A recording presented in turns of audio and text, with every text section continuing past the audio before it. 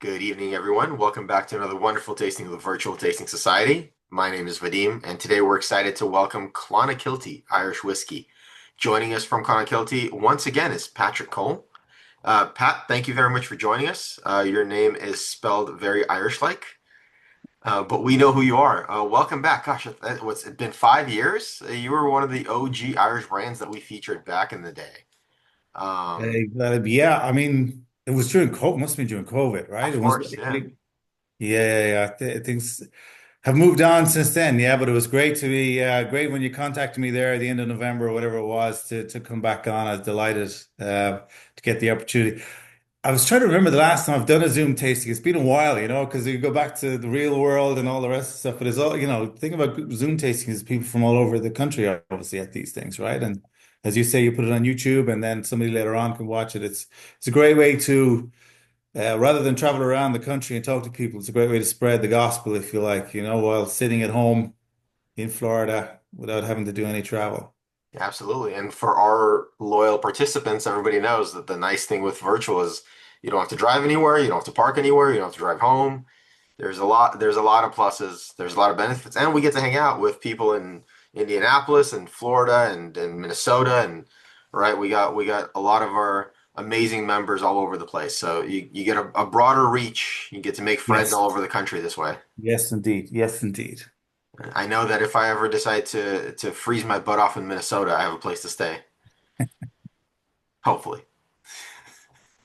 Well, I'm due up to Iowa in February, so I'm just checking what sort of coats I have in my wardrobe. I threw a lot of coats out when I moved to Florida, but I'm sure I'll have to pull a cold one out for that one.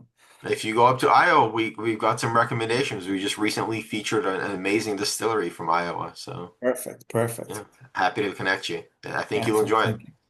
Thank you. Thank you. Yeah, Just a quick introduction, I suppose, for those who don't know me, Porrick.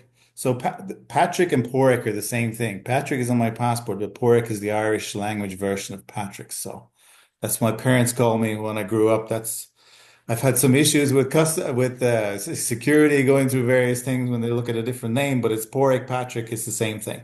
The D is silent. That's what confuses people, I think, more than anything else.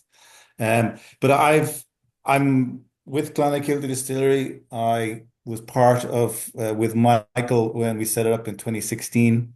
Um, what maybe I can do, and I know this from bourbon. I was at a bourbon tasting one time, and the guy spoke for 10 minutes while everybody was looking at their samples. And I was one of the people. And I said to myself, when I do Zoom tasting, I want people to start drinking and not have to listen to me for 10 minutes before they start. So if that's okay with you, Vadim, I would like to start. Do you want me to go through the whole thing or just do it one by one? How do you want to do it? absolutely. Yeah, no. Tell us how should we line them up? I know a lot of our regulars Yeah. have six glasses in front of them, so we could line them up, especially cast strength stuff. Let it breathe. What's the Yeah. order you want us to taste Well, I in? was going to start with the Old Glory, then the Bold City, then the IPA 1A, then the Catoctin Creek, the Chateau la Cardonne, and finish with the single pot still. So one sort of I had the IPA at number five, but I think I want to talk about the single pot still. I don't want people. The IPA obviously has an IPA finish to it, so I thought the single pot still might stand up better if the whiskey that was drank before it was the Chateau la Cardonne rather than the IPA. Okay. Does that make sense? Absolutely. So what were the first two again? We got The Old Glory. We're going to start with the Old Glory. Oh, well, you probably don't know what the old. So the Old Glory is we have it labeled as private barrel select, I think. it's Old Glory I DC Golden Ticket Legacy bottle. This one. I did not get my golden ticket out of my bottles either. I'm mad. Oh, you didn't? Did you buy one originally? Three. Well, you bought three. Oh my God. Sorry Hey, about that. it's a great whiskey. Well, it just shows that there was no favoritism, right, Jeff? Because you would have won it if there was any favoritism involved. So there wasn't. It was. But what I would do, if it's okay, if we just start with the Old Glory, I'm going to put on a short 3-minute video while we're sipping this, which is basically the video that if you ever go to Ireland and you get a tour of Clonakilty, this is the video they show you. But it shows a lot of things and it sort of sets the scene. And I like to just put it on while people are trying their first whiskey.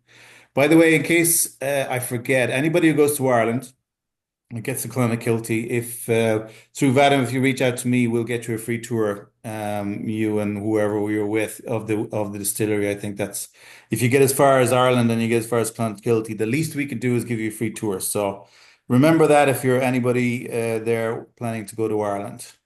So let Appreciate me that. get this video here. The Old Glory is the golden ticket, right?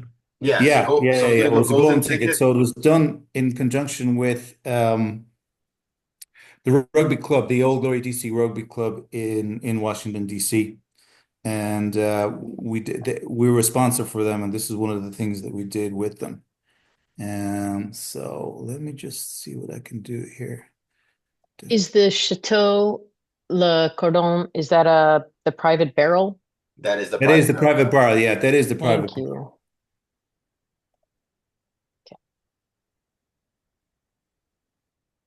Okay, so let me just put this here. Let me share this. Here we go. The story of Clonakilty Distillery starts Can you hear just the outside the sound? town Yep. of Gallagher Lighthouse, Okay, an cool. area of incredible natural beauty. Our fields at the foot of the lighthouse are the perfect environment to nurture and grow the finest of barley, exclusively for our own uniquely Irish single pot still whiskey. Centuries of sea mist, soft rain, and salty ocean spray provide a complexity to the soil that permeates right through to each individual grain. The Scully family, founders of Clonakilty Distillery, have farmed this coastal land for 320 years and 8 successive generations. As custodians of this majestical slice of coastline, we trust our soil, our Atlantic maritime climate, and our untouched water aquifers. At the distillery, here at the waterfront in Clonakilty, we use this barley, in addition to barley carefully sourced from local farmers, to produce our own distinctive new make spirit. Our 3 beautiful copper pot stills have been handmade to perfection by the family of farmer Barrison in Italy, who have a tradition of craftsmanship of more than 100 years. Specifically designed for a triple distilled Irish pot still whiskey, the still house is largely manually operated, thus giving Paul, our head distiller, the opportunity to fine-tune and lovingly handcraft each individual batch. The tall neck stills naturally produce an elegant spirit, while the unique mixture of malted and unmalted barley will give the spirit its wonderful complexity that can only be achieved from an Irish single pot still. For cutting our new make spirit, we source the purest of water from our own dedicated well at the Scully family farm. Remote and unspoiled, the water is drawn from deep within the ancient rock formations by our ocean cliffs. Cold, unadulterated freshness, generously gifted by Mother Nature herself. This cutting and cask filling is done on the family farm at our Atlantic Ocean warehouse, 200 feet above sea level by the cliff edge. It is where we mature the finest of whiskies. Pure, clean air, transported across thousands of miles of Atlantic Ocean, providing a freshness unspoiled by human intervention. This is a magical place with a unique and special diversity of climate. Like the ocean itself, it is ever-changing, from the wild Atlantic storms to the glass calm reflections of a perfect summer's day. In this dynamic, natural environment, a whiskey will only sleep for a short while, instead interacting with the wood and the angels to develop a unique and distinct maritime flavour. Just as the alcohol vapour evaporates from our barrels, the sea salt-laden air permeates through the wood, over time imparting its unique flavour to the whiskey inside. After 320 years of farming the land at Danone, We're used to living on the edge of Europe in a place apart. Now is the time to embark on a new journey, to give something back, to share, to craft spirits that feed the soul. We invite you to join with us on this very special journey.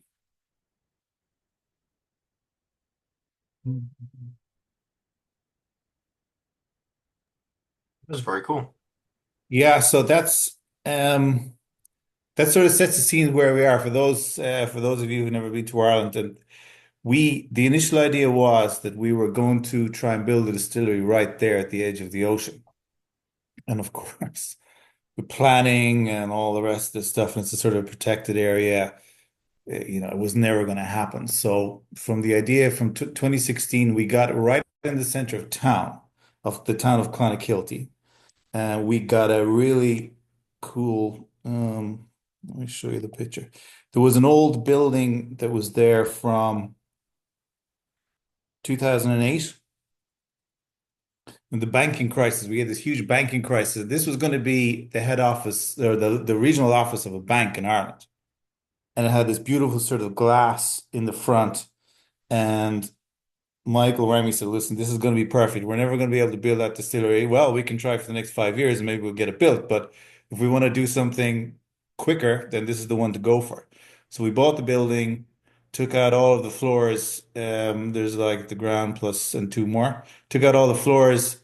And when you drive through the main town of Clonakilty, it's right there. And I think it is pretty cool. It's easier to get to as well for visitors and all the rest of the stuff. And I think it's right in the center of town. It showcases everything perfectly. So the first five we have are sourced whiskey, and that's just one thing that it occurred to me to tell you. So obviously we started distilling in May of 2019. So the first five are sourced whiskey. So when we set up the company in 2016, 2017, 2018, we started building and we started sourcing whiskey because, you've got two options, obviously, as you all know, right? You distill, mature, and wait for your stuff, or you try and build your sort of route to market by sourcing whiskey and sourcing good whiskey and then, getting it out into the market. So we decided to go that route. We sourced from two distilleries, Great Northern, and we got some from Bushmills and some grain as well. And we started, getting it out into the market. The US being one of the first ones we did. We're in like 28 states, I think, at the moment. But in each of the states and each of the markets we're in, we tried to do something sort of local.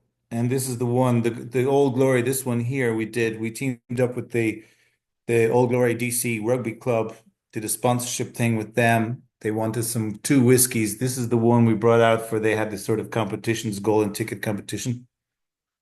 And we finished at a rum cask or a Rhum Agricole. So it's from Martinique. We have rum casks RUM that we get from Foursquare in Barbados, and we have these rum casks that we source from Martinique. We don't get as many of them as we have from the rum casks, but I think there's a more of a spiciness and more tropical fruits in the Rhum Agricole finish than you get from your standard sort of rum finish. So most of our whiskey is rum finish, but I would say 5%, 5 or 10% of is like Rhum Agricole finish. So it's a nice one. It came out at 50. Well, we put it in at 58.5 ABV. It came out at 58.5 ABV. We decided not to sort of take it down at all. I think it's a really, really nice whiskey at that. It doesn't have the burn that you get sometimes from a high proof whiskey. I think it's a really nice long finish, and I think it showcases Paul and what the guys were doing with the finishes, because obviously, you can have your spirit has to be good, but then how you finish it and the ABV that you finish is also, part of the whole process. And if you don't sort of take care of that part, it doesn't matter how good your spirit is if you don't do all that sort of stuff properly. So the warehouse that you didn't see in that video, although we couldn't build a distillery at the edge of the ocean, we managed to build one of our warehouses at the edge of the ocean. And what we decided to do was to have the air vents up high on this seaside and then down low on the other side, so it forces all the air right through the warehouse. And it's about 100, 200, it's like 100 meters, so whatever that is, 400 or 500 feet from the edge of the ocean. And you can really, if you're standing there at all for like outside of the warehouse for like 5 or 10 minutes, you can taste the salt on your lips, So it's constantly the air, the wind is just blowing all the time from the seaside. So we put our first whiskey in there in 2019, single pot still. So we haven't really used too much of that yet. We're keeping some of it.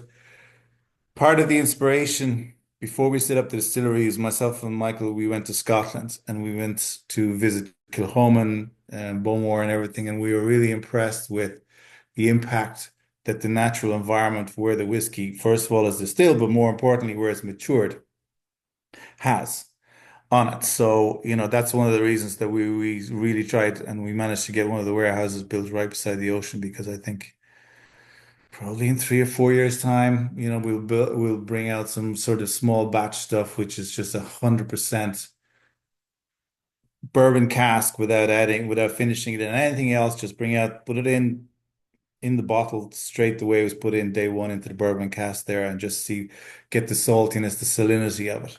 I mean, we'll find that in the last bottle there is a touch of salinity in it, but definitely this is something that's going to come through more and more, obviously as it gets older.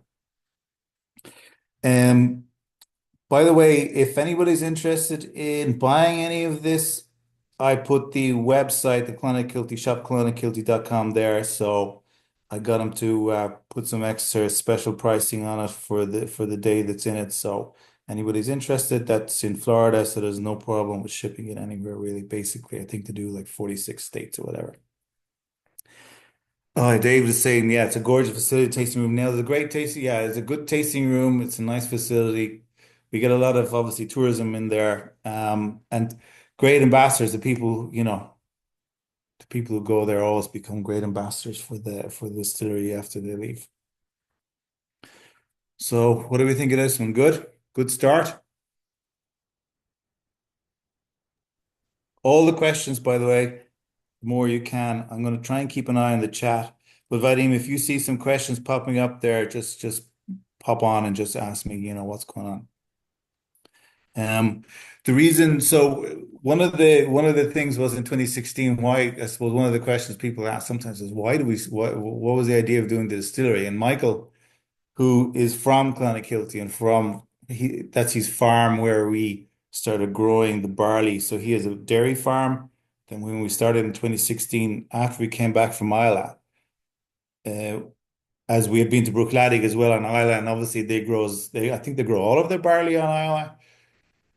We decided to try and buy some barley fields, so expand the farm basically to get some fields that we grow the barley. So we don't grow all of our barley there because we can't. We don't have enough fields, but we grow the unmalted part. So between 60% of the single pot still comes from those barley fields that you saw there in the video. So when you taste the single pot still, question does the salinity come from the maturing in the warehouses? Does it come from the barley fields, which obviously the soil is highly saline. So that obviously has to have an effect on the barley as well. Pork, did you mention, you said you're sourcing, obviously the first five are sourced. Are they a combination? They're a blended Irish whiskey essentially. They're Blended. grain and Yes. malt. Yeah. So all the grain element that's in it is 9 to 12 years, and the malt is 5 to 7, most of it. But Okay. we would have a high malt content in it. So the malt content would be about 65%. And the grain, I'm guessing you guys are using corn or, I mean, I know oats are Yeah. popular. It's corn, yeah. It's corn, maize. Okay. Maize, yeah. And it's one of the sort of, so there's a big discussion going on in Ireland at the moment as to, the fact that Irish whiskey should it be made from grains grown on the island of Ireland. And we just don't have enough. Basically, the answer is we can't really do it. Everything that we do now, obviously, we grow ourselves and we buy it from farms within like 20 miles. But for the big guys, for Jameson and stuff, they can't afford to do it. I mean, corn doesn't grow very well. So Jameson, I'm not exactly sure what the percentage of grain versus malt is in it, but it's quite high. And most of the whiskeys, let's say below $30 that you see on the shelf, have a high grain content, a high maize corn content in it. So they would be out of business pretty much very quickly if that rule came in. It's not going to come in, but there'll be a lot of discussion about it. I mean, the Scotch guys, they also buy their grains from England, so they don't really advertise that fact. But again, the climate in Scotland doesn't allow you to grow the sort of grains that you need for grain whiskey. So, they're in the same sort of position as we are. So we just have to suck it up, basically. Do you still make the port cask? We do for some markets, but not for the US market. Because the port pipes that we do, they're really expensive. And we do it for some markets, the European markets. But in the US now, we have the single pot still. We have the single batch double oak. And we have Gallyhead whiskey. So our Gallyhead is basically our $29.99 whiskey. So we did the port cask. We just found it too expensive, just the reality of the economy in the last 3 or 4 years is that any whiskey that's above $50 is really sitting on the shelf. So we decided about a year and a half ago to sort of switch our sort of strategy, our pricing strategy. Our single pot still now is like $49.99. Single batch double oak is $39.99. And our galley head, which is basically a blend of our single pot still and grain whiskey, is $29.99. And that seems to be, So I should go gentle on the 2 port bottles I have. You should go very gentle because you won't get any more. And I've had so many people reaching out to me saying, "Where's the port cask? I can't get it anymore." I said, "Sorry, we can't. It doesn't.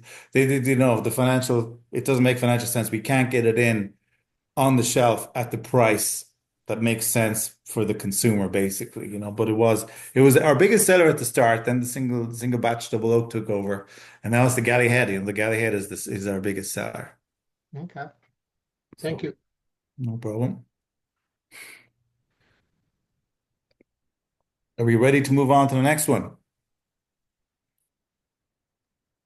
You weren't kidding about the special promo on the website right now. I opened the page. You guys have really tweaked some stuff for us. Thank you.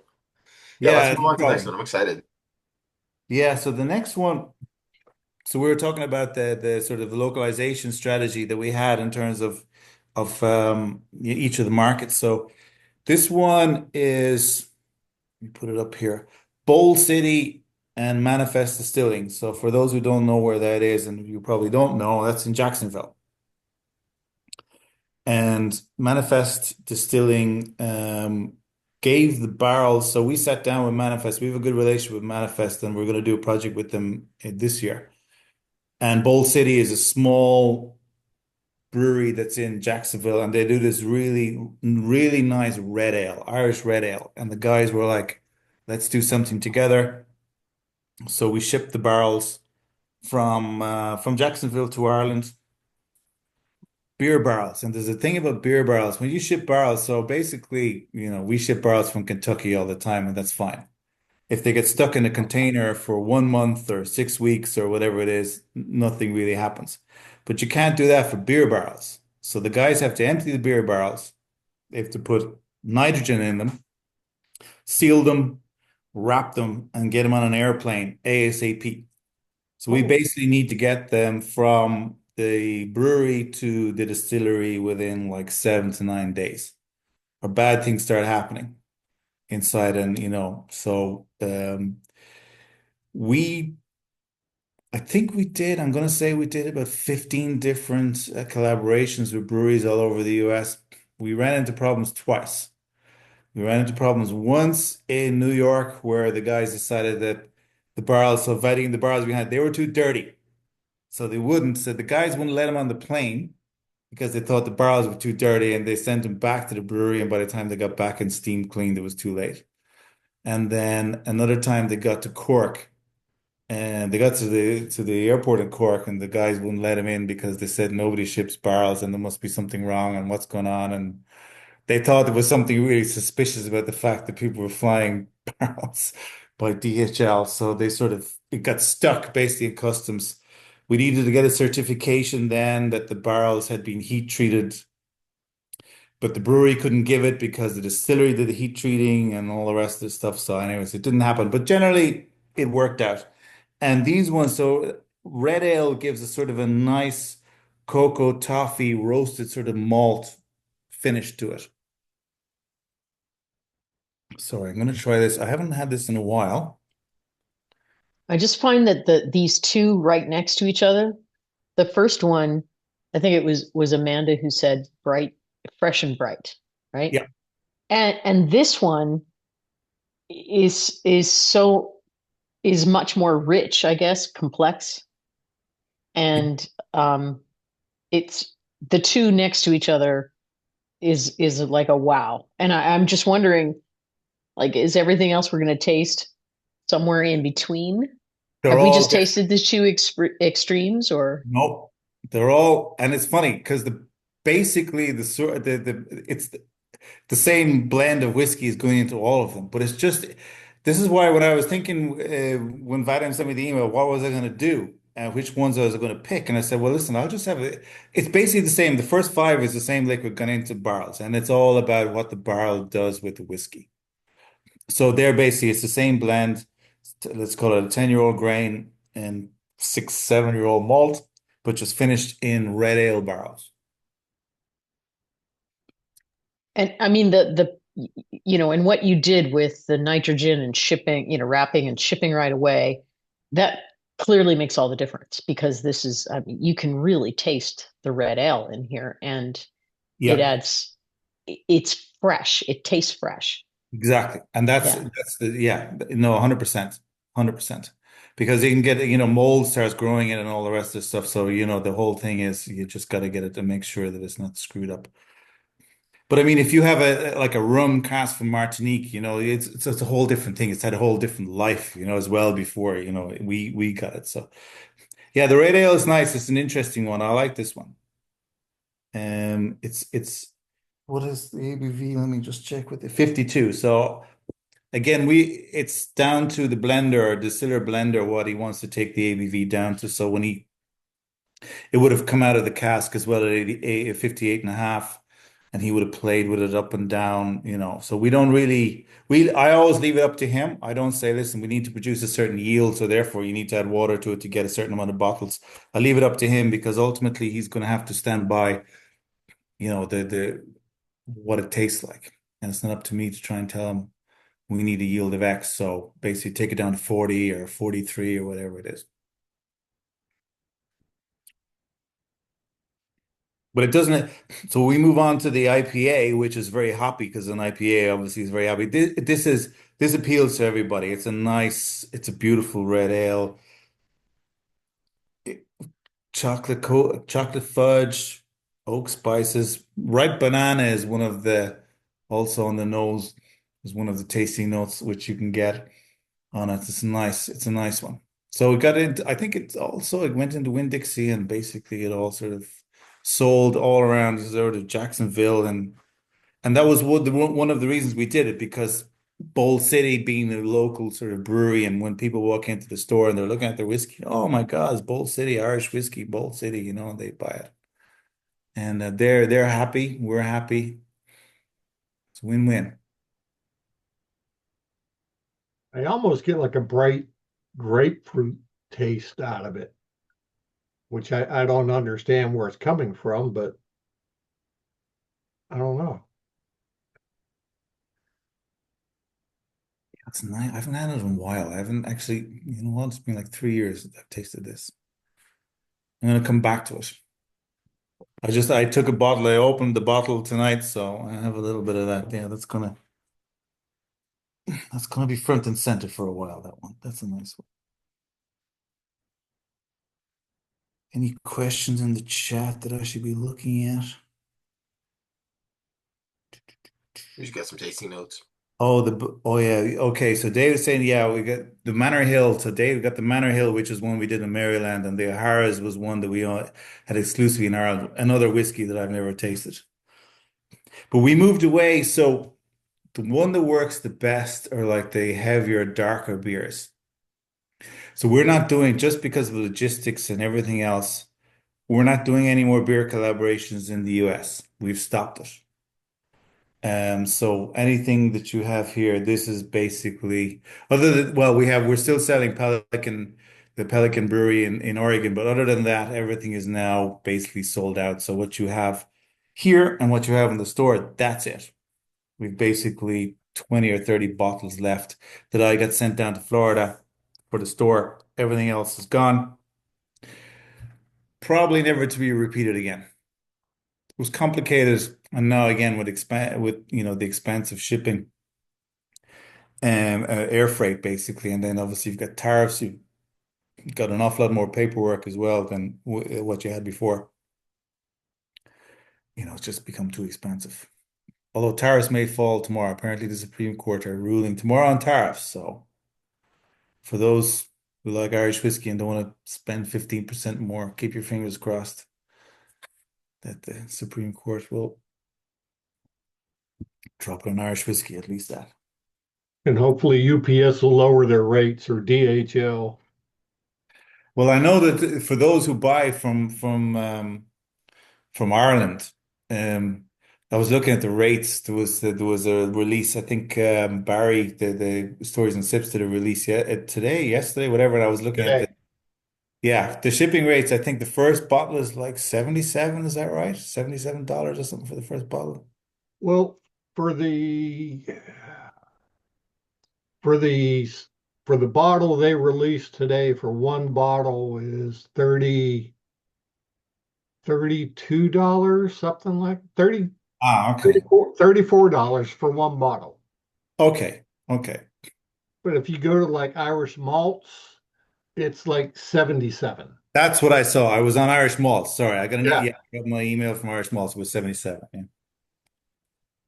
It was just more paperwork and everything else. So did a release in Ireland of a 34-year-old single malt, which we bought we bought like six casks of 30, so it wasn't, well, it was 28-year-old whiskey or 27 whenever we bought it, it's like 6, 7 years ago.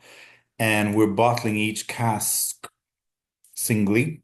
And we have a 34-year-old, and we had one buyer in the US for it, who's a big fan of ours. He's probably one of the most famous finance banking people in America, but he likes our stuff.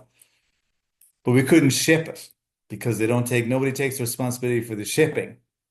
So I had to sort of take it in my bag, go through Shannon Airport. But it was only one bottle, so they didn't really care anyway. But yeah, the problem is the expensive stuff. They don't take a responsibility for if it gets stuck in customs, and things get stuck, things get broken. I'm dealing with Mexico at the moment, getting samples to Mexico and stuff, so, and Brazil. So you got to account for the fact that 20% of stuff just gets broken, disappears, gets lost or whatever. You got to just write it off to our My friends. local my local Total Wine still has the port cask, so I will go make a visit over there. Oh, they still have it, do they? All right, Yes, grab it, absolutely grab it. Yeah, I will. yeah. Total Wine, yeah, they've got their spirits direct, so it's very hard for us to be in Total Wine as a brand which isn't as well known as some of the other bigger brands, because obviously Total Wine have their own whiskeys that they produce themselves. I keep sending pictures back to Ireland of these whiskeys that nobody's ever heard of, but they're Total Wine. They have their own, and when I do mystery shopper stuff and ask him to recommend some good Irish whiskeys, and it's always the Spirits Direct because they get more money from it. And so, that's the thing with Total Wine. Great company, but if you're a brand that people don't know, they're not going to point out to you that Clonakilty is yada yada yada. They'll just say go for their own stuff. Well, a lot of times what I'll do is we'll have a tasting here, and if I save like half an ounce or whatever, I'll take it over there to their spirits manager and say, "Here, try this," in hopes that maybe if they don't carry it, they'll pick it up. Yeah. Well, in fairness, now I don't want to be coming out criticizing Total Wine. The the IPA finish, the one that we're going to be doing in a while, they took it straight in. So Total Wine, so that was a South Florida brewery. When they stocked that beer from that brewery, and the manager said, "Yeah, sure, we'll take it in straight away." So there was no problem with it. So, but going through corporate and going through the whole, thing Yeah, is, and but as a Floridian ABC, I pull my hair out with ABC stores. They have the worst Irish whiskey, I think, collection of any sort of large chain that I've ever met in my life. They just don't I understand. agree. I agree emphatically. They don't understand Irish whiskey, and we've been trying to do the best we can explaining to them, but they haven't got around to it. And now, so the growth of Irish whiskey slowed down a bit. So I don't see ABC actually making too much effort to actually expand it now. So They have like one end cap of Irish whiskey in one shelf or a shelf and a half will be Jameson. yeah, exactly. Yeah. So what are you It's gonna like, do? there's other distilleries there, you know? I know, but they don't have, I think they don't have enough staff educated to go around explaining to people why they should buy one whiskey, Clonakilty versus one of the standard ones that everybody knows. So, Yeah. so number three, let's talk about the IPA 1A. So this is the 26 degree brewing one. And so of all the whiskeys I think we're going to taste tonight, this is probably the one that people are either going to love or hate. And in Australia, they joke about this thing called Marmite, which is you either love it or you hate it. And this is one of those whiskeys that either you love or hate. So this is coming from a brewery which is basically about 4 miles from where I live. So I had a natural bias to actually do something with that brewery and met the guys, and they loved the idea of doing something, but it was an IPA cask. So I love it. I like IPA beers, especially if I'm eating some spicy food or stuff.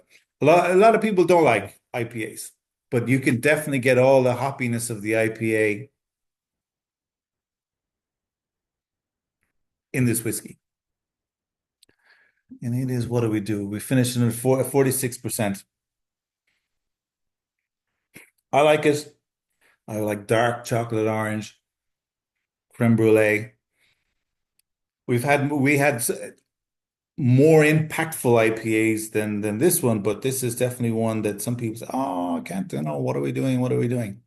And I'm trying to tell people, well, listen, part of our role in Clonakilty is to explain to people that Irish whiskey isn't just Jameson, Tullamore Dew, and Proper 12. There's a lot of other different Irish whiskeys out there. There's whiskeys that appeal to different people, and this is one of them. I like it. Not everybody does. I would say it's probably the most controversial whiskey that we're going to taste tonight.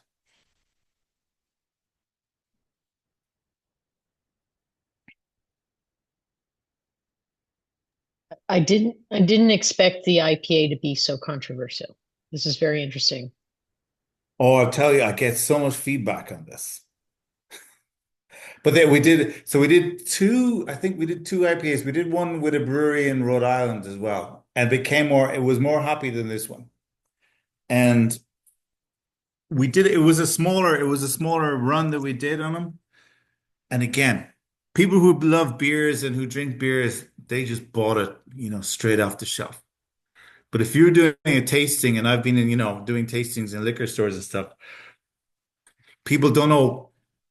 I think there's a shock to so when you've been there, you walk up to a guy or a girl who's doing their tasting and, oh, Irish whiskey. Okay, so mentally already in your head, you think you know what it's going to taste like.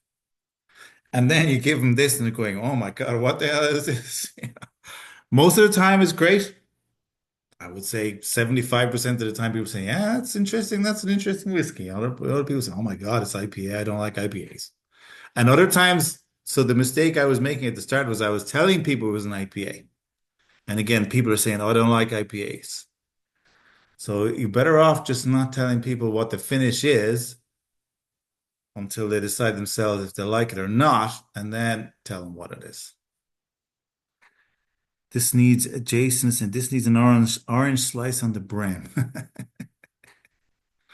Vadim, I did throw proper 12 into the mix because it is an Irish whiskey, and it is, I think, the third best-selling Irish whiskey. And you can make your mind up as to why and if that's a good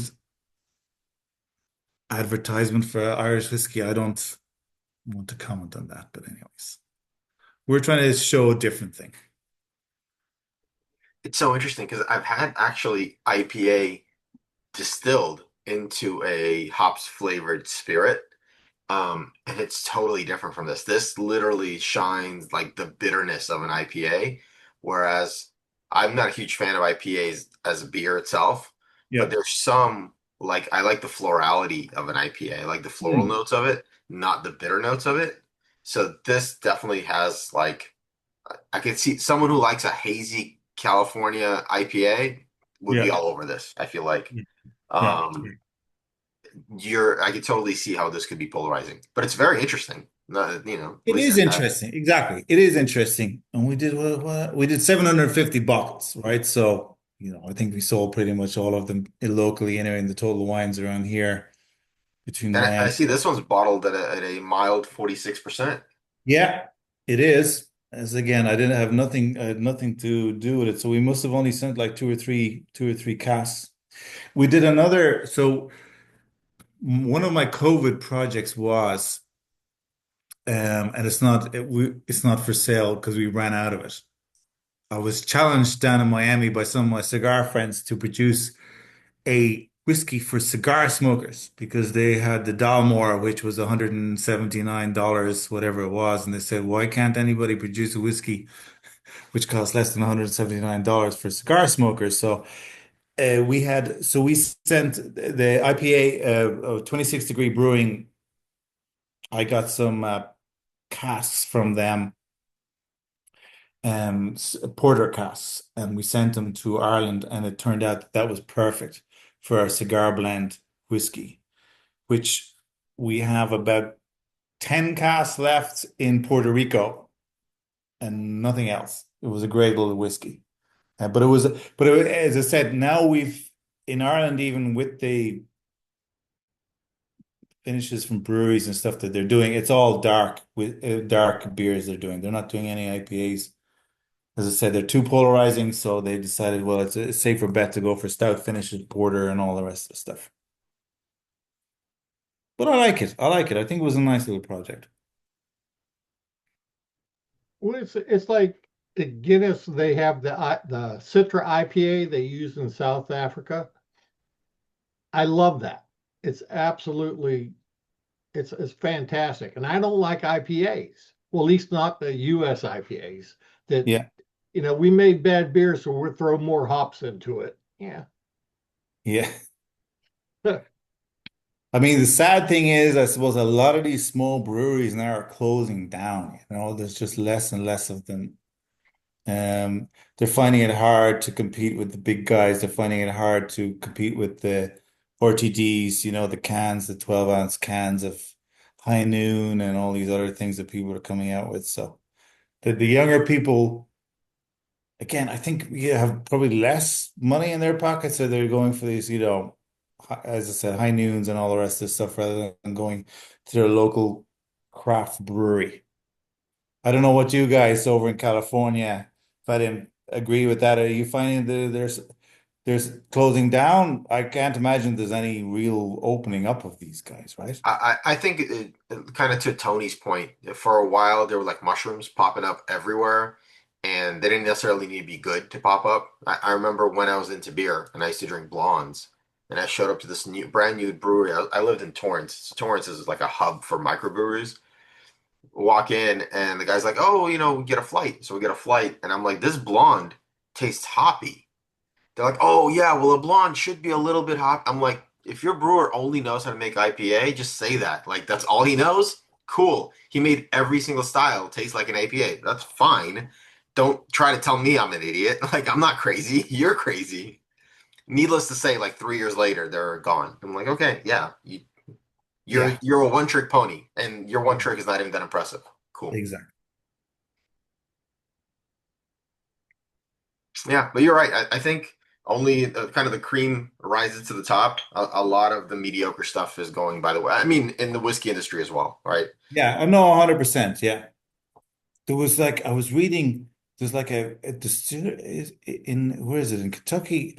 They invested 275 million or something in it, and they're now going into like chapter 11 or whatever. Oh my God, it's like so a lot of money pumped in by people who didn't really understand the financials. It's just following, it's the same everywhere. There's just a herd mentality in every business at some point, where it gets to where the growth is 10%, 15% every year, and then everybody just like, jump in afterwards and start throwing money at it. But we didn't do that. We didn't invest 275 million in Clonakilty and we're fine. So Wait, you don't owe somebody 108 million and you're buying like mansions on the side? oh, I know who you're talking about. No. I do too. And it's like when I open my Instagram, I'm getting blasted all the time about that, and I'm wondering why. Yeah, but there you go. I was gonna say that was honestly one of the things that when I messaged you, I'm very happy to see that 5 years later, when everybody was in a boom during the pandemic, the fact that you guys are still around and making all the right moves is Yeah, very impressive and good to see. thanks. Well, I mean, I just part of it is that we just repriced everything down, So when we would have last spoken, our port cask was $55. Our single batch was like 49.51, something like that. And whatever we had, our Bordeaux cask was probably the same price. Yeah. And then I was just getting the feedback from everybody. Listen, nobody's buying it now. A year after COVID, nobody's buying anything about $50. And my local liquor store, which runs the shop Clonakilty, the online store, he's saying, look, wines. He said nobody's buying wine between $50 and $120. The $120 plus, they're all buying it like crazy. But guys who are buying 50 are now buying, 24. So he said, don't get into that space. So we just sort of we looked at everything. We looked at what we were doing right, what we were doing wrong, and we just repriced everything down. So, and fine, we're okay now. But it's funny, the US, so when we started and everybody was saying the US is where the market is going to be. And it was, now it's not so much. We're looking at our biggest market. So we're still the biggest market we have is still the US. But can anybody guess? And I'll give one of these glasses, I'll post it. Guess which our second biggest market is in the world. So I'm going to open the chat. So whoever gets it first will get into a glass and a t-shirt. France or Jason Scotland? has already done it. Jason, Japan. Jason. Japan. Jason, who told you that? Have you got a source inside the distillery? Just just Japan. just a reasonable guess, kind of based on trends that I've heard about and things that I've seen, and just a lot of the Japanese love the whiskey and they love the variety, and that just seemed to be the logical guess. Well, those of you who are on Instagram, so we have Clonakilty Distillery Japan. And I'll tell you why we're lucky, right? And so there was a girl who was working. So she was a graduate in Ireland. There was this Japanese studies, business studies, and she went to Japan for a year. She speaks fluent Japanese, and she is the most. So if you were to picture what an Irish woman, girl, whatever, looks like, she is the exact personae of that. She's very personable. She speaks fluent Japanese. So our importer also imports Harazaki. So I was standing at one in Illinois in Chicago, beside the lady from Harazaki who's Japanese, and I said, "Listen, would you mind listening to this girl for like 20 seconds and rate her Japanese from 0 to 10?" Listen, she goes, "That's a 9." So they all love her over there. She speaks fluent Japanese. we have all these like Japanese influencers who fly themselves to go and pick up barrels in Ireland. And she's got a crack. So obviously Japan is a great market, but the right person in the right market is what it's all about. And she is the right person in the right place. She's all the time active, she's on all those YouTube channels and everything else. And yeah, she's great. We are lucky to get her. And hopefully she will be with us in Japan for a long time. And now she's in Korea.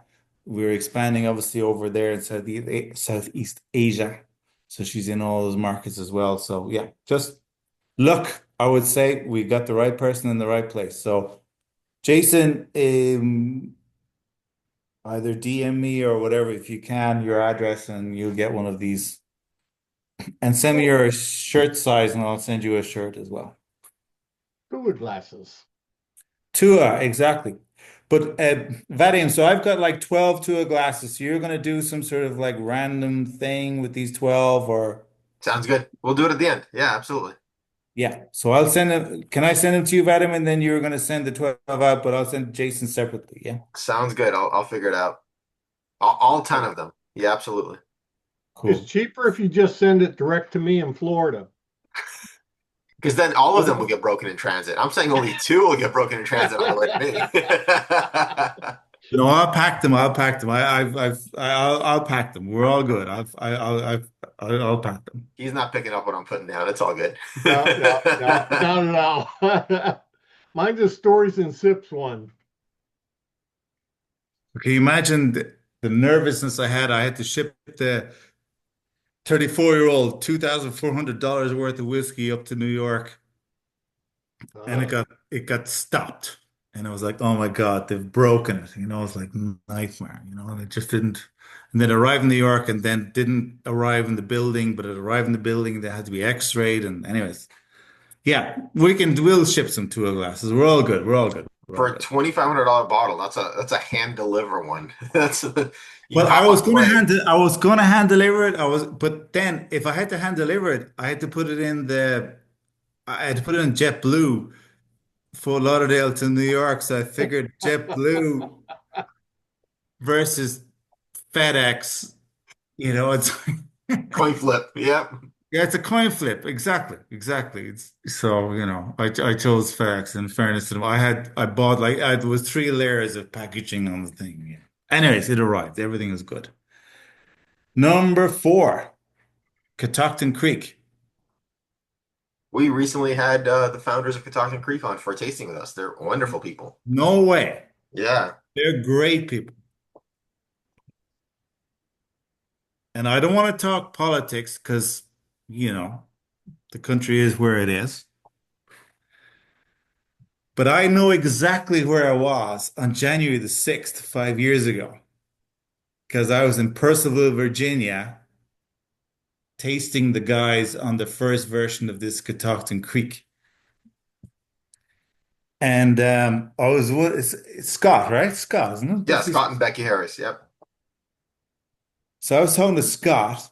It was like 1:30 in the afternoon. I was talking to Scott, and we're just having this, and he kept on looking at his phone. And I didn't know. I was like, I didn't want to be rude, but I was like, well, Scott, we're having a go. He goes, "Where are you staying tonight?" I was like, "Oh, I'm in DC." He goes, "Nah, you're not staying in DC tonight." It's like you're not probably. He said, "You better just check your phone if you want to." It was obviously what happened on January the 6th. Yeah, so that's how I always remember when I tasted Scott in the first version of this. So Catoctin Creek, great people, Scott and Becky, salt of the earth. Purcellville, Virginia, which is basically 45 minutes, an hour outside of DC. They've And set they're it up essentially across the street from the best barbecue place in the country. really. Monk's Barbecue. I've been to Austin, and this was No, my hang on, favorite. no, no, no. This is in Purcellville, Virginia. Yeah, no, across the street from Catoctin Creek. I thought you said Austin. No, I'm compared to Austin. Like I think Oh, Austin's compared really to Austin. amazing. Sorry, yeah, no, he never told me that. Mm, No, they're in this old converted garage, right? This car garage. yep. So they've had all this. They went on their honeymoon to Ireland. So they've always said so. So Roundstone Rye which is one of their biggest sellers. Roundstone is a town in Galway in Ireland. So they've always had a great connection. And one of the people who was working with us met them somewhere along the line and said, oh yeah, we'd love to do a collaboration. And this, for me, I think is the best collaboration we've ever done. Because I'm a rye guy. I'm not a bourbon guy, I'm a rye guy. And so it's quarter casks. So they're not they're not the normal size bourbon casks that they sent over. And it's absolutely perfect. The spiciness to it. And when Paul was when he took it out and he was saying, okay, the samples are ready. When I went to Scott at the time, we were nearly there, but we weren't there. And Paul said, we have a problem. He said, this tastes best at 62% ABV, but nobody drinks 62% ABV whiskey. I said, not Paul. Trust me. In America, 62% ABV, if it's right, it'll be good.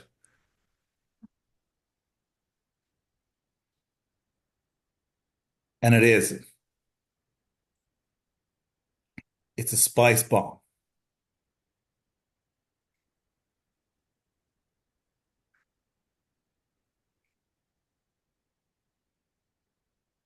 Some peppermint on the nose.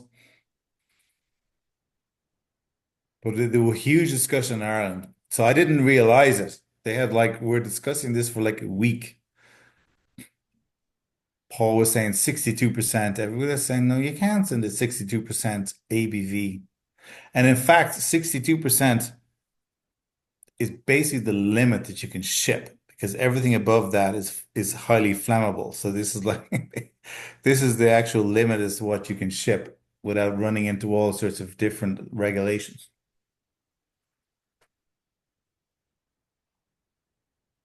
But the cloves, the spices, I think we can all get that from here.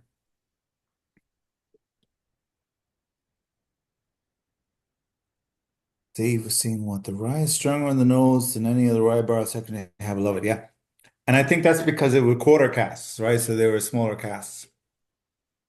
They have this amazing, so we do a lot of bottling. We do, the space that they have is so limited, but they manage to actually be so efficient in the space that they have. It's absolutely unbelievable. That's the only, so if someone was to ask me I'm not an engineer, but if I was, how do they manage to produce the amount of bottles that they do from that space? I have absolutely no idea. They really are. They're excellent at what they do. And as I said, I'm a rye guy more than a bourbon guy, so apologies for all those bourbon people. I love my ryes. This is so sweet, though. Is the sweetness coming from the rye as well? Like it just doesn't end. It's just like candy with a little spiciness on Yeah. top. It's like Mexican candy, the one like the sweet and spicy. Do you put these in rum casks at all? Is that No, where no, the no, no, no. okay. That's the same blend basically as we have tasted all the way through. Just it went into quarter casks. So more exposure. So the liquid has got more exposure to the casks. Oh, so it's a quarter cask, not an X rye quarter cask? No, it's an ex-rye quarter cask, but the Okay. quarter cask is smaller, right? Yeah. Yeah, so it's a quarter cask that previously held Catoctin Creek rye. Yes. And their rye is just so good. Absolutely. Yeah, they're one of the better ryes. They For definitely sure. do. And I've seen It's them. interesting because when we did the tasting with him, we tasted his rye at I remember it was his 40, 43, and then like 50 and then cast strength. And I was really surprised. For me, I think I liked it at like 86 proof. I didn't like the cast strength as much as I like. And he was like, "Yeah, everybody wants to chase proof and they want the highest proof possible, but it doesn't always taste the best. Like our best seller is 80 and 86." Yeah, yeah, yeah. But also, obviously, with price, with the excise duties and all the rest of the stuff, it sells better that's the other reality, I was just looking at just taste wise, just for me. Yeah. How many did they give you? How many did you have from them on the tasting? I think we did 6 expressions. Oh, we did six. Yeah, that's our standard. Um, it was really it was awesome. I think a few people were on that tasting, right? Yeah, Jane was there for sure. No, I always say good people. Yep. It's always good to support good people as much as you can. Rule number one in life. And they're good people. The the bready nose on this is amazing. It's just like cookies. Yeah. So my two of all the collaborations and everything we've done, Cigar Blend from 26 Degree Brewing and the Catoctin Creek are my two favorites of them all.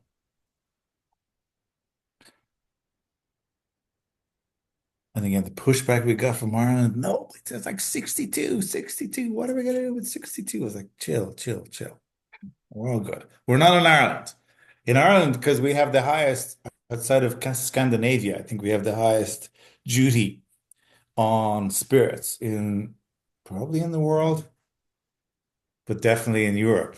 So everything is like just sort of tamed down at like 40, so 80 proof, 90 proof.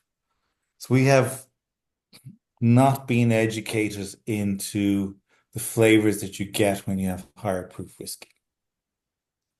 But it's changing. Like everything is changing. Oh, Stories and Sips at Shortcross is 66. God. Yeah, that's getting to the flammable level. Tony Nicholas, did we kill the website? I'm not sure. Did you kill the website? Is it off? Is it offline? Still going. Are we running out of stuff? If we are, that's okay. Good complaint to have. Tony's saying it won't take my shipping address.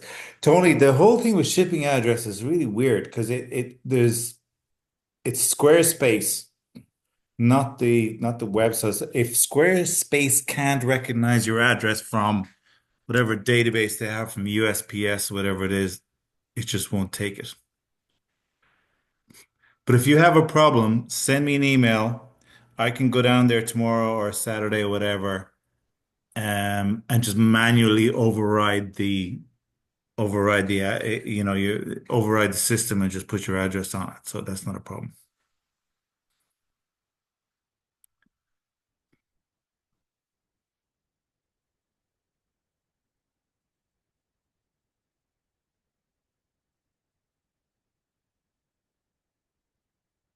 All right, moving on, moving on.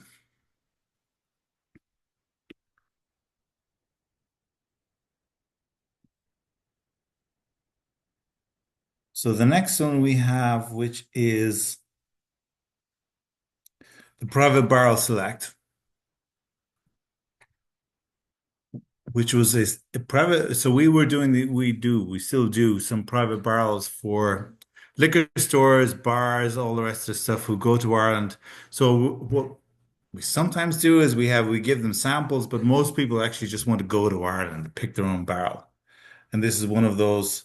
It was like I think it was a bar who went there. I'm not quite sure. I ended up with a couple of cases of it anyway. It was a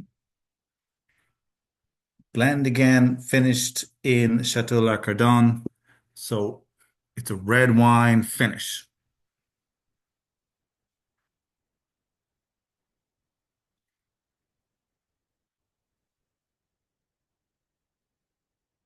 So wash out the glass. Again, this I think is one that I have never actually tasted in my life.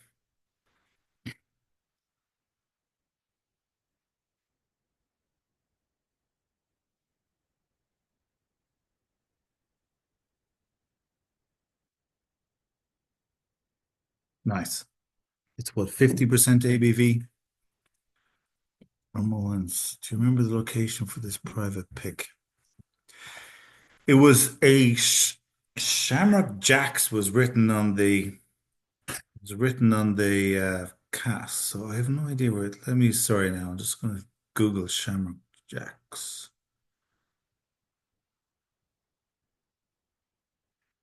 Oh, Rochester, New York. So this went up to Rochester. This barrel finished in the Chateau la Cardonne red wine cask. Bordeaux from, I think, yeah, Bordeaux red wine cask. Nice. So it's a 50%. So sort of smoother than the Catoctin Creek that you had tried before. I'm getting some red berries, some what we call fresh cut grass.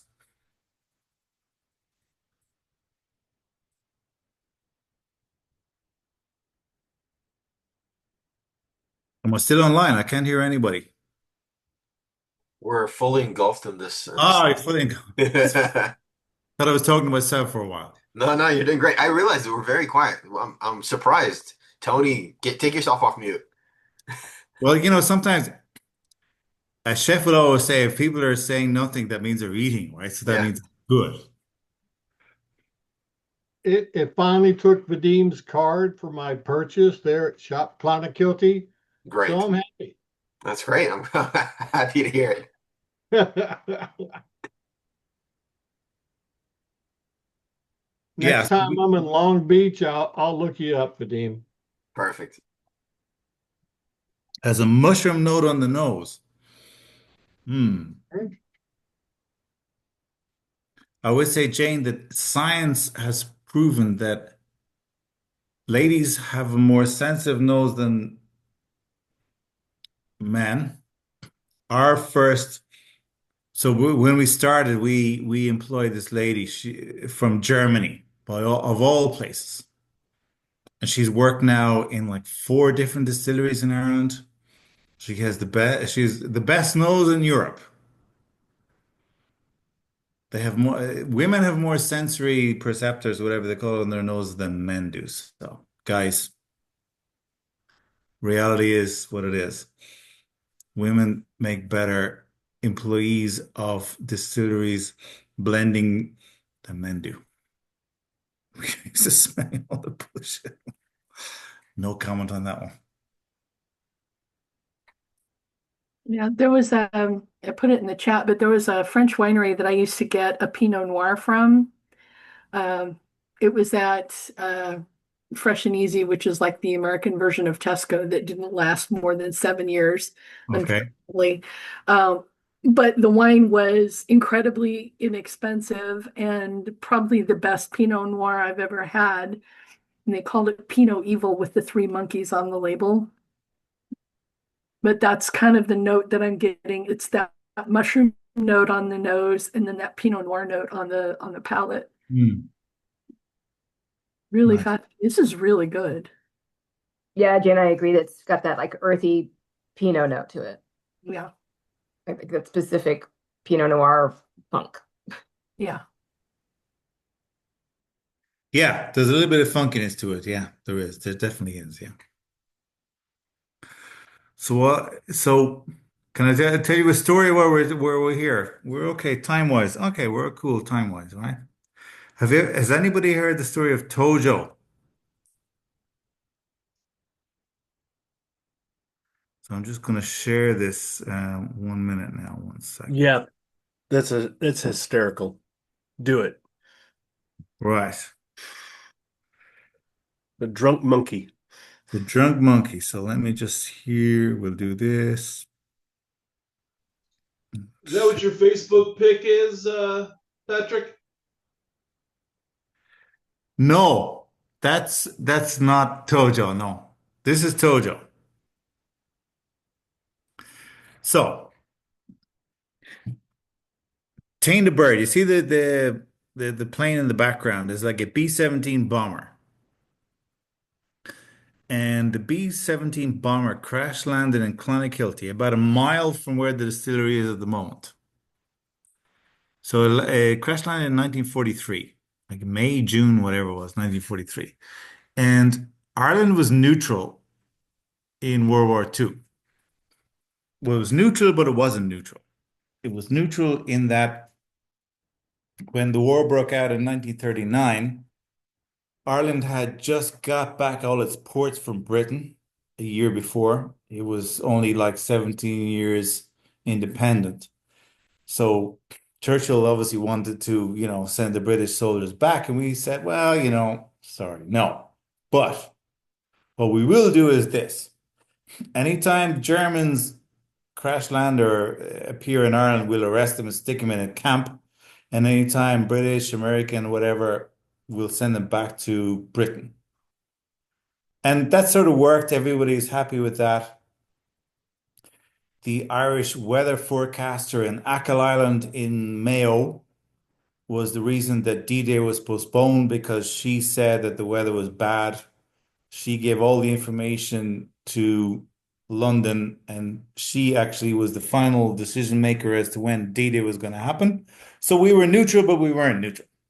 So anyways, when these guys crash landed, they didn't know where they were. They got lost in the fog. They were flying from Morocco to England with a monkey.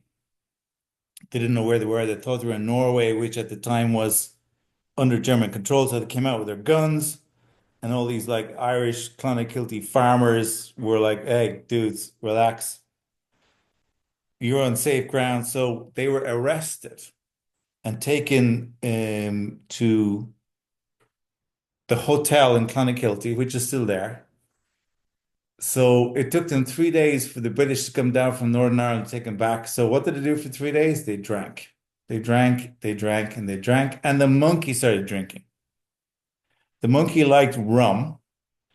And after 3 days, the British came down, took him back, but the monkey didn't survive the drinking in Clonakilty. The monkey died. And the monkey was given a military funeral in Clonakilty in 1943. He was waked, first of all. So in Ireland, when somebody dies, they're waked. So the monkey was laid out in a bed for like 2 days, and everybody queued up to look at the monkey and all the rest of the stuff. And then he was given a full burial with military honors. And about 10 years ago, the statue came out, and the American embassy in Dublin sent down the military attaché to, give him the full salute. So Tojo was well saluted and given all the respect as you would if he had been a member of the crew, a human member of the crew, he wouldn't have been treated any better.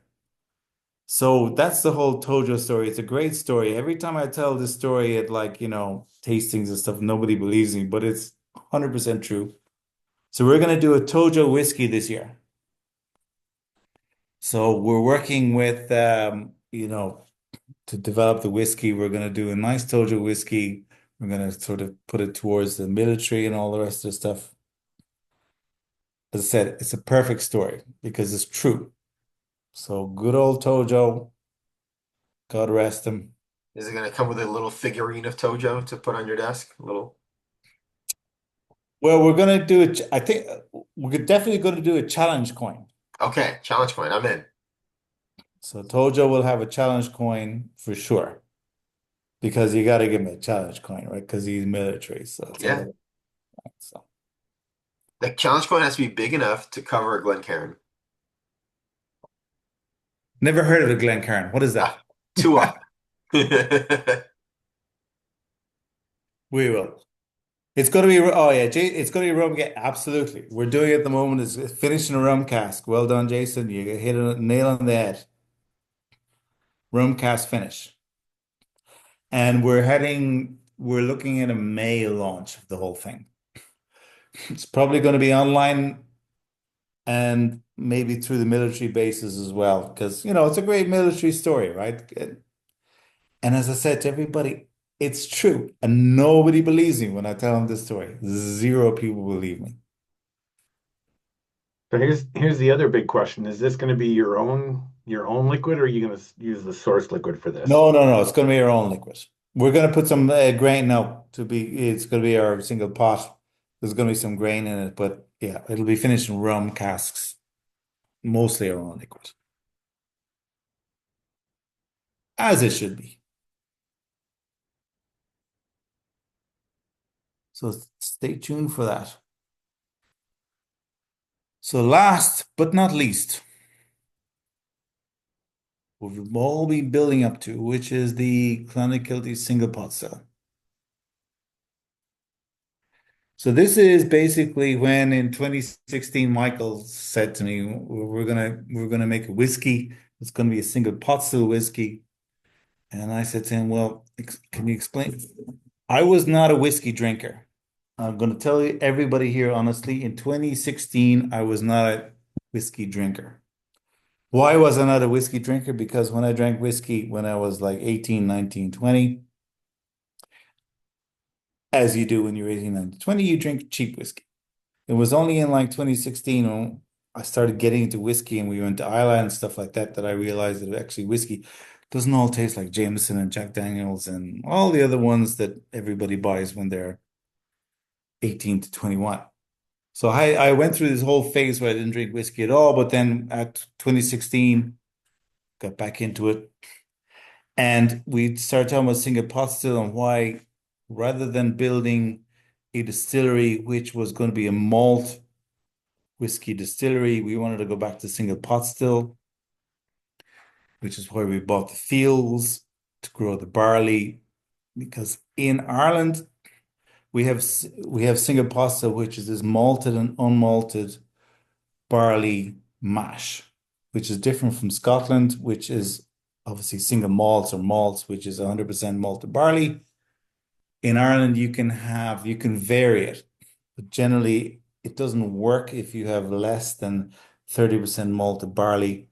We have a 60-40, 60% unmalted, 40% malted.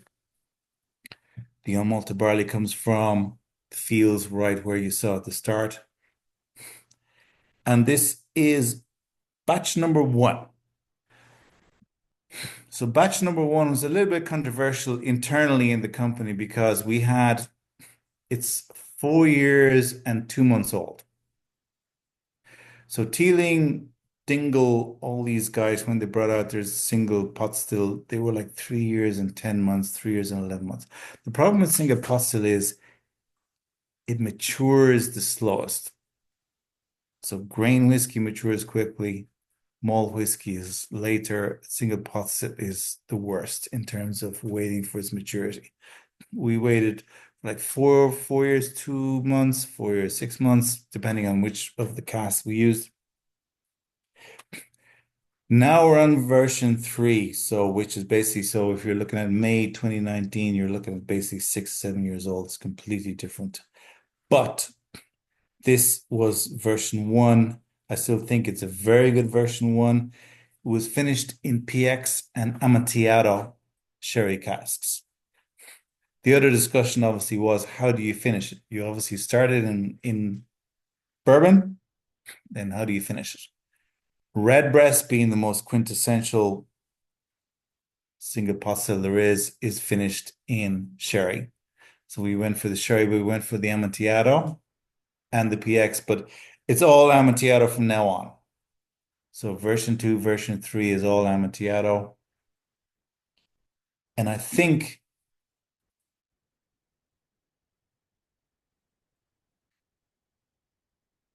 you can get the salinity on this.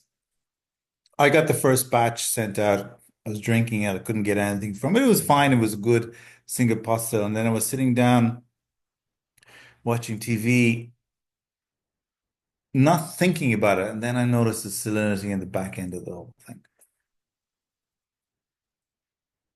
And whether it is from the barley grown at the edge of the ocean or whether it's from the maturity right at the warehouse we spoke about, I'm not sure, but there's definitely a salinity in the back end of the whole thing. And this is basically batch 1. And we're out of batch 1 now. Guys, they're raving about batch 3. Batch 2 got sent to Europe and Far East. Batch 3 probably will be coming out here in the next couple of months. I haven't even tasted it, but the guys are raving about it. As we sip on this last pour of the night, everyone is reminding me that I'm rusty, and I've forgotten to invite everyone to turn on their cameras and take a picture with us. Thanks, everyone. Put your tomatoes and eggs down. We're okay. I'm on it. For those of you who are here for the first time, we have a tradition on our last pour. We raise a glass and say thank you to the brand for joining us tonight. And we say cheers, and I take a screenshot. We all look really good for when I need to post this on somewhere. So raise a glass. Thank you, Porrick, for joining us tonight, and thank you for everyone else for being here. None of this would be possible without you. So cheers, and freeze and smile to the camera for a second. Launcher. Got it. Perfect. Vadim, thanks very much for this because, you're one of the very few that are still doing it. Not a lot of other people have just given up on this because obviously, you can just go on to your little liquor store. So thank you for this. Thank you for the invitation. My pleasure. Thank you for joining us. For those of you who are joining us for the first time, we are fully booked until May every week. So keep an eye on the Facebook group or the Instagram, and we hope you'll join us for a ton more future ones. We do a virtual tasting every Thursday night, and we have some in-person events coming up as well. So should be fun. Should be a fun year for us. We're at like 320 tastings under our belt at this point. Wow. We did 55 last year. So you must be one of the leaders. Are you on tasting? You must be up there, right? I haven't looked. I don't know if there's a board, but You're too modest, Vadim. You're too modest. I'm not sure there's a board, but definitely if there was a board, you'd definitely be up there. Because we get invited to most of them, or if not all of them at this stage, right? So, but yeah, I think you're definitely up there. now I'm curious to see what people like as Oh, their there you favorite part of the go. night. Perfect. Thank you for that. I was about to ask the chat, but you've done it in a more professional thing. Or Mullen saying, "Whoa, the salinity on this is extremely noticeable. Interesting. It is. It really is. But maybe it was the way the first time I drank it, I didn't. But when I was watching TV, boom, it hit me in the back end. So, Jane, thank you very much. More than happy to be here. Jane actually sent me a link for a single malt you guys put out. Jane, is it okay if I share that link before we buy? You Yeah. want to get that bottle before people buy it up? What's the story with that? I'll toss it in the chat. I'm curious what the story is on this one. It's Well, the a single single malt malt. we had, it's also finished in the Chateau la Cardonne, but I think it was finished at 46. Mhm. Yeah. We were selling it in the US. It was fine. It was going well, but it Irish single malt isn't really a category that people really go for. So we had it for a while, we sold it, it was fine, and then we took it out of the US market. So if you can get a bottle of the single malt, go for it because you won't get it again in the US, that's for sure. As you guys switch to your own distillate, will you continue to finish, or will that phase out as you're not sourcing, or is there not a plan yet, which is totally okay as well? Yeah, good question. It'll be we won't do the finishes what you had here, we're not if we were to meet here again in 5 years' time, we won't have this ever again. Because we can't afford it, basically. It was too expensive for us to do. It was too complicated, too expensive. We're producing so much now, and we're selling so much now to different markets that we can't handle sending 3 casks from, Pompano Beach to Cork. The guys will just go, "What the hell are you doing?"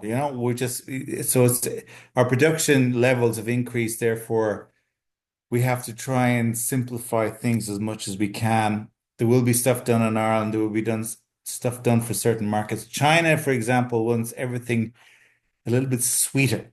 So we have to put sherry. So anything we sell to China has to have a sherry finish because they want everything a little bit sweeter, but it's larger quantities. So yeah, we can't do the small stuff anymore. Pros and cons to that, but yeah, we won't if we have the chance of meeting in 5 years' time, definitely we will not be doing 6 because I won't have 6 to do. Maybe I'll be doing different versions of the single pot. We did for the first time last year, which is interesting, 100% malt. because we have a couple of customers who, again, in the Far East, who don't understand what single pot still is. They don't understand that unmalted barley adds the spiciness to the whiskey, and they don't understand that single pot still is an Irish thing. And I don't blame them because nobody understands it, not even in the US. Very few people, I would say, even whiskey people who think they know about whiskey, not everybody knows that's what single pot still is because you have pot still American whiskeys. It's a name that the Irish government decided on about 15 years ago, and it makes no sense at all. It used to be pure pot still, and the American TTB said you can't use the word pure, so it had to be kicked out and was called single pot still. Nobody understands what single pot still is. So if you're selling into the Far East, it's all about single malt. The first question is, I love your whiskey. Is it single malt? No, it's not single malt because we use this unmalted bar. I'm not interested. I only want single malt because single malt is, in their eyes, the best whiskey that can be made. So therefore, we produce single malt. So we did our first distillate of single malt last year. So there you go. We follow the market. As you transition your own distillate, is there a flavor profile you're attempting to achieve, or you're simply making it in the surroundings, using what you're making and trying to make the best of it, whatever that is? Great question. So we were doing single pot still, so we knew it was going to be, we took a lot of different casks from Spain, PX and all the rest of it, but Amontillado is the one that we fixed on. So we're going to be basically from batch 3 on 100% Amontillado because there is a salinity in the Amontillado which we think works well with our single pot still. It's going to be that's going to be our sort of house single pot still whiskey, Amontillado finished single pot still.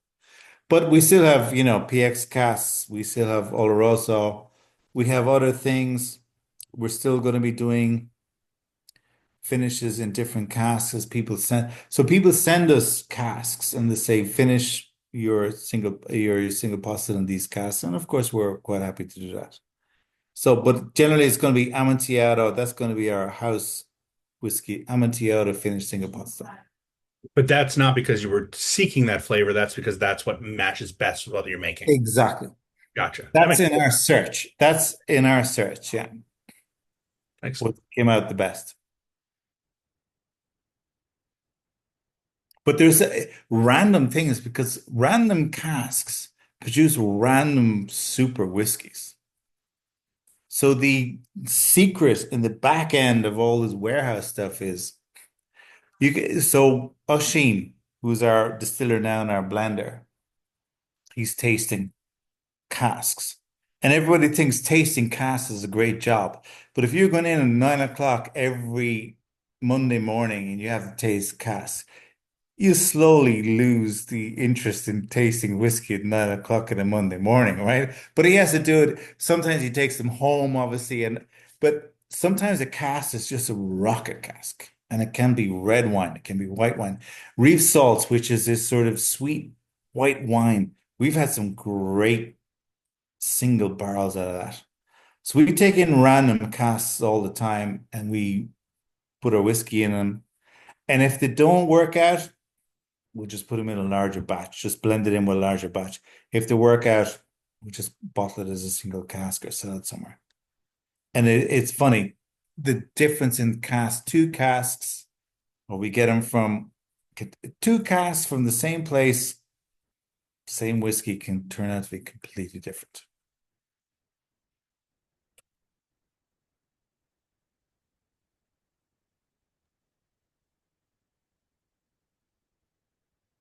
Here's a good question for you in the chat from Mr. Mullins. What is the best way we can support to get the word out? If you are in a state, great question. If you're in a state that Clonakilty is being shipped to, just go to your local liquor store and say, listen, I know you only have Tullamore Dew and Jameson and all the other ones, but just get in a decent Irish whiskey and they'll take it in. So we're with all of the largest distributors in the US. Southern Glazers, RNDC, Breakthrough, yada, yada, yada. So the great thing is with all those distributors is they can get our bottles to every single liquor store in the US and bar. The worst thing about it is they don't care about us because we're basically just a small brand in the back of their warehouse. People aren't incentivized as much to sell our stuff as they would be with Grant's whiskey, so Tullamore or Pernod or whatever. And that's just the way it is. That's just the economics of the whole thing. So if your best thing is just talk about it, get your liquor store, your local liquor store to get in. They can take in a bottle or two, they can take in a case, which is 6 pack. And just talk about it. That's all you need to do. And but we're, as I said, with all of these, we're just trying to show that Irish whiskey doesn't always taste like JMO. There's more interesting tastes like that. If you like JMO, great, knock yourself out. But there's other stuff outside of JMO. I mean, to your point, every single one of these has been totally different, considering that five are the exact same liquid, just it's being finished. It's pretty Exactly. amazing. And that's what I was trying to do. I did a bit of a thinking before I chose those because I said, right, how am I going to present this? I said, okay, let's just have the same liquid, different cast finishes. And I think it showed it. It really does. You know what a cast finish can actually do. Yeah, it shows your breadth of choices. All right, so I think just about everyone has voted. Trent was asking, the single pot still is your in-house distillate with a Yes. little bit of single grain, right? Or No, that's all just our in-house distillate, everything. So 60% of it is unmalted barley. That's coming from those fields right in the ocean. We sourced 40% of the malted barley, but everything is our in-house distillate. Everything was distilled. And we do one thing which is different. So generally, you have to ferment between 60 and 70 hours. We ferment for 110.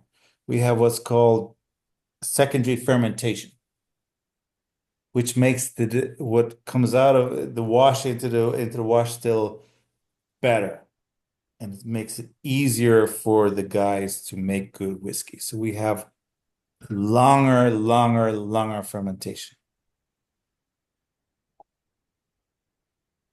So if you're getting on an Irish whiskey the next time, ask them how long their fermentation is. I think Waterford we're doing 130. And we do 110. do you have a recording of what the field sounds like? Because that's what Waterford had. We should do that. That's a good point. We should do that. Our biggest TikTok video was an ASMR. You notice ASMR, AMS or ASMR, whatever it's called. It sounds. People like the sounds. We should do that. You're absolutely right, Vadim. That's a great idea. Ooh, Trent asked an early question. I love that. A mellow lactic fermentation? I am neither a chemist nor an engineer. I'm a pure, simple accountant, but it sounds right. I'm not gonna lie. I'm not gonna lie. Don't let the truth get in the way of a good story. You're Irish. I know, but I could be cut out pretty quickly in that stuff. Fair enough. So I think everyone has voted for their favorite pour of the night. Yes, we have 100% participation. Good. What do you think was the favorite of the night? I'll let you guess. Either the Bold City or the Catoctin Creek. All right, so I'm going to share the results now. Catoctin Creek took it by one vote. Oh, there you go. 31, but it's all over the board. I have not seen the results like that in a long time. Everything got a vote. Cool. Perfect. Yeah, Catoctin Creek won at 31%, and Single Pot still took second place. That's impressive. You guys are clearly doing something right in house.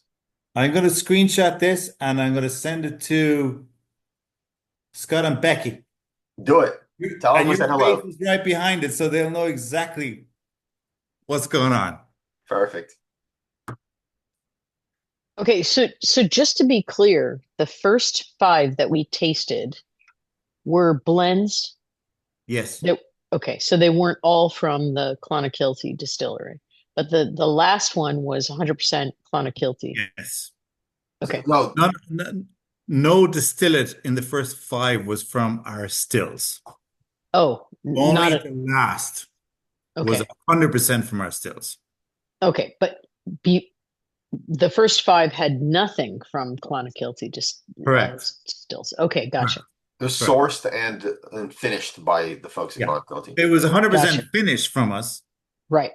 but it didn't come off our stills. But the last one was 100% from our stills, and 60% of the barley was from our fields. And we'll be able to buy that last expression, right? Because oh my God, that is so good. Yeah. We have two stores for the last. There's a California store, and then there's a shop Clonakilty, so you can buy it basically anywhere. Great. All right. Any last questions? And I'm going to finish up the recording and we're going to do the giveaway. So I'm going to run the randomizer. I found a different one, so I don't have to run it 12 times. It's going to make my life a little easier. Did I hold my hand up? Oh, wow. Registered it finally. So any last questions? No? Patrick, are you guys still doing the Minky? Absolutely. Minky gin and Minky vodka. Absolutely. 100%. We didn't talk about that. Yeah, the Minky gin comes from whey alcohol from the cows from the farm. This is a whiskey crew, but yeah, we have Minky vodka, Minky gin as well. Okay. So tell us a little bit about the vodka. We have some gin drinkers in the group for sure. Yeah.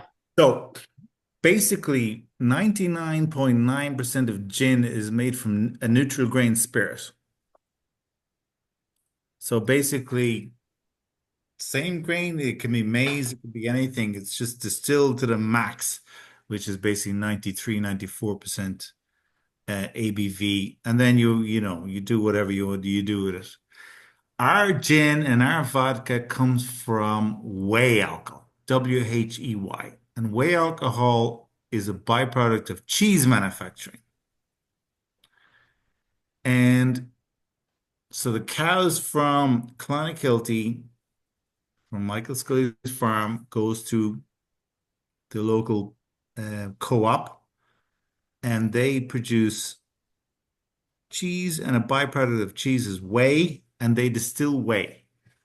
And distillation of whey to alcohol was discovered in the 1970s in Ireland, because we're trying to make alcohol from whatever we can make it. And it's only basically in Ireland, and they sold the technology to New Zealand. And whey used to be put into Baileys, and the creaminess from Irish cream liqueurs, different Irish cream liqueurs, comes from the cream, but also the fact that this distillate has a creamy sort of mouthfeel to it. So your neutral grain spirit is a bit sharp in the back end, but whey alcohol has a sort of creamy finish to it. And our Minky gin, Minky vodka has that sort of roundness. So even if you drink it from the bottle at like room temperature, there's no gag reflex in the back of your throat. It's a nice creamy finish to it. Both of the Minkies have such a wonderful mouthfeel on them. I mean, I am not a vodka nor a gin drinker, but I love the Minky gin because it's just got a different feel, and then it's got those herbal notes and the local herbs that are used in it from the cliffs. Fabulous stuff. Yeah. Yeah, for the gin, we use the rock samphire, which is harvested right on the edge of the ocean. Yeah. I mean, what it sounds like to me is it's a protein shake. That's what I heard, right? Whey protein is what we're using here. It's good for the gym. No, it doesn't. It doesn't. It's distilled right to, right up to whatever it is, 90 whatever. But it's just the mouthfeel is different because the source of the distillate is different. So this is kind of blowing my mind because I always think Oh, I could serve whiskey to anybody or gin, vodka to anybody, right? Because it's always made from a vegetable. Yeah, But this one is not. This is it's made not. from an It's animal not. product, It's which not. means vegans won't drink it. Correct. Vegans, it's not. Well, If because they know they're not going to drink it. Yeah. well, it's distilled at such a high thing. There is no lactose. There's no lactose in it or anything. Now, vegans may have a issue about it because it comes from cows, but in terms of it's, people who are lactose intolerant have no problem drinking it. But if you've got an issue about it because you don't like the fact that it comes from cows, then, that's okay. Right, right. No, that's Yeah, exactly the point. yeah, Yeah. If yeah. people who don't eat cheese won't want to eat this, won't want to Correct, drink that. That's correct, just blowing my mind. correct. But of course it makes me intrigued and I want to taste No, it. So I lived in, Remnant near I you, 23 traveled in bucks. Russia. Vadim, where are you? Are you from Russia, are you? Ukraine. Ukraine, Slava Ukraine, yeah. I went to the far points of Siberia and I've tasted the vodka that they have there, which is great. And I'm saying our vodka is as good as the vodka you get in Siberia. Because a good vodka you can drink at room temperature without having a gag reflex. That's my general rule of thumb with vodka. well, I got to tell you, it's high praise if David says that it's good. So There you I go. mean, it's not that I don't trust you, right? It's just that I don't know you, but I do know David enough to No, know no, that no. if he says it's good, it's good. Yeah. I'm not a Definitely. paid spokesperson. Look, no, it is. It is. It is. I'm not just saying it because I work for that. Yeah. I've tried a lot of stuff and it is really good. It has a really interesting mouthfeel to it. It's But exciting. vodka is like the worst market in the world is the vodka market because you go to a bar. So our vodka is not expensive. But if you go to a bar and they go, well, I'm buying old Amsterdam like for 1.75 liters for $9. Like, you can't compete with that, right? So it's very hard to find that niche where they actually will pay the Wait, extra. is It's your not vodka expensive. not gluten-free and handmade every single bottle? Mr. Tito, Mr. Tito. But it's gluten-free. Every I know. We're not allowed. It's funny. In Europe, you're not allowed to put gluten-free on the label because you're lying to people because all vodka is gluten-free. So don't put stuff on it that you can't stand over as being unique. Anyways, I don't want to bitch about these things. Before we get into a rage battle here, let me say thank you all for coming out tonight. This was a wonderful way to start the year off. I think we started on a high note. We hope to see you for all of our future tastings next week. But that said, Porrick, thank you so much for spending the evening with us. Buddy, guys, thank you so much I'm so happy that we're the first. I don't know when we'll be invited back again, but I'd be more than delighted to be back sometime in the future. Vadim, we'll stay in touch. When I've got something interesting, a nice little selection, we'll do it again. All right? Perfect. Yeah, reach out to me. Let me know. Happy to have you back anytime. Perfect. Thanks, All everybody. right, don't leave. Time. We're gonna just turn off the recording and we can hang out and ask questions, but I want to run Excellent. the randomizer without putting everybody's names onto the internet. Oh, yeah. Okay. Cheers. Thanks a lot.